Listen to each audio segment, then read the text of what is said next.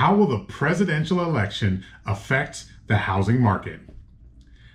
November 3rd is right around the corner, and there's been a lot of questions, a lot of comments out there about this is a different election and how is it really going to affect the housing markets currently and moving forward.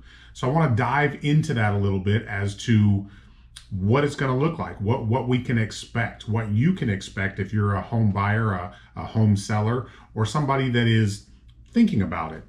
So caveat to this video is this is not a red or a blue, an elephant or a donkey, a Democrat or a Republican video. This is an overarching look at what the election in general can do to the real estate market. So let's look back a little bit just at historical data just to see kind of what actually does happen in October and November from the past.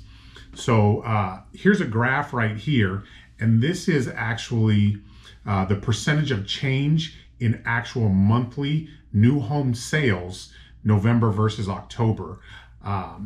So basically what this graph is saying is if you have 100 homes that you sell in October in a non-election year, historically, we can say that you would sell 90 homes in the month of November. So it's a 9.98% drop historically.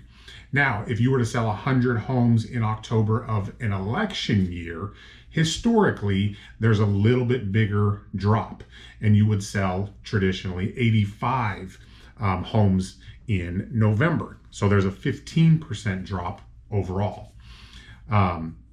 So there is a little bit of an effect when there is an election year. Basically, what the consumer, the buyer, the seller is saying at that time is they're going to put their hands in their pockets, and they're going to say, I want to see how this plays out. I want to see what's going to happen, and then I want if it's going to bring my consumer confidence up so that I can make a decision that's going to be best for myself and my family.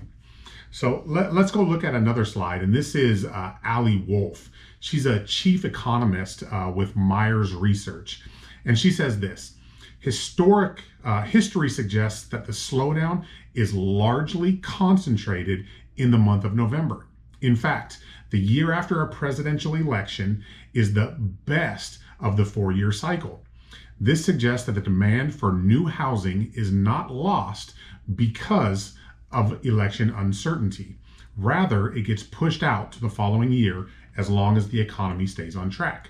So over the course of history, most people, what they do if they don't have certainty during the election cycle is they pause.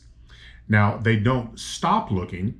They just put it on the back shelf for a little bit until their consumer confidence is better, is reassured in the direction that things are going.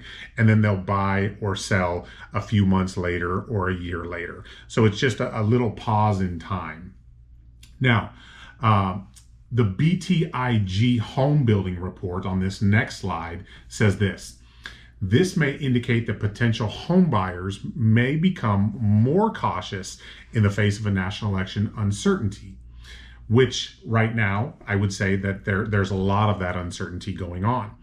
This caution is temporary and ultimately results in deferred sales as the economy, jobs, interest rates, and consumer confidence all have far meaningful roles in the home purchase decision that a presidential election result in the few months that follow. So basically, it's just saying that there's a pause in that October, November, possibly into November, and the consumer confidence grows in that time, and then they move forward again with their home purchasing. What's going to drive that right now is we still have really, really low interest rates, and we have a very, very low inventory. So as we get closer to that election in the following 30 days or so, we will more than likely see a drop in the consumer action. The ensuing months after, due to the lack of inventory and the very low interest rates, we're going to see people come back into the market and really start moving again on the purchasing and the selling of their real estate. So if this was great, let me know.